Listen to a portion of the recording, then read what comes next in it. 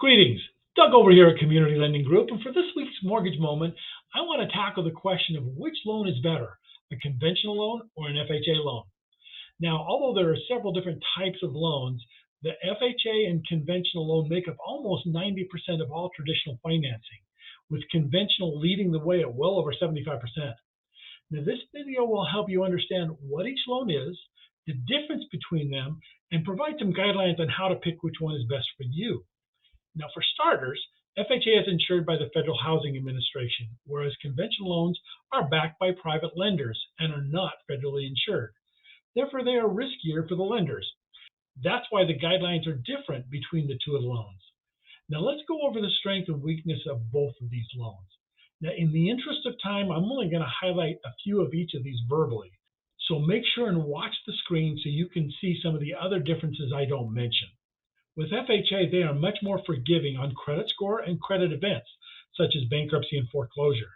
They'll go down to a 580 score and even lower with a 10% down payment. They will allow for a higher debt-to-income ratio and have low down payments of only 3.5%.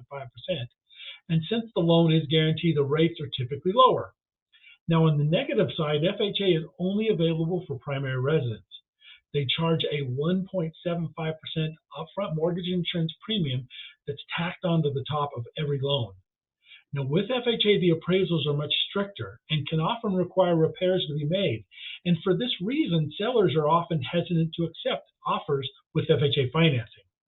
Now, probably one of the biggest differences on an FHA loan is with a down payment of less than 10%, the monthly mortgage insurance premium will stay on for the life of the loan or until you refinance into a conventional loan. Now let's turn to conventional loans. Now, on the positive side, they offer an even lower down payment for those first-time home buyers. They do not charge a 1.75% upfront fee that FHA charges. Financing is not just limited to primary residents, but to second homes and investment properties as well. Mortgage insurance is probably the biggest difference. With a conventional loan, mortgage insurance is not required with the 20% down payment or higher. Or with a smaller down payment, it will drop off once 20% equity is gained in the home. Now, on the negative side, the rates are usually higher.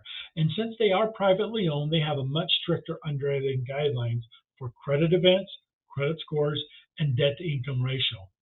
Plus, the mortgage insurance premium is higher for those with lower credit scores. Bottom line is that the overall requirements are stricter on a conventional loan than with an FHA loan. In general, the biggest decider on which loan to choose comes down to your down payment, your credit score, and your debt-to-income ratio. Now, while pre-qualifying you for a new home or for refinancing, I'll typically price out both options so you can see the advantages and disadvantages of both. The key is that both of these loans are great loans. It just depends on your circumstance as to which is better suited for you.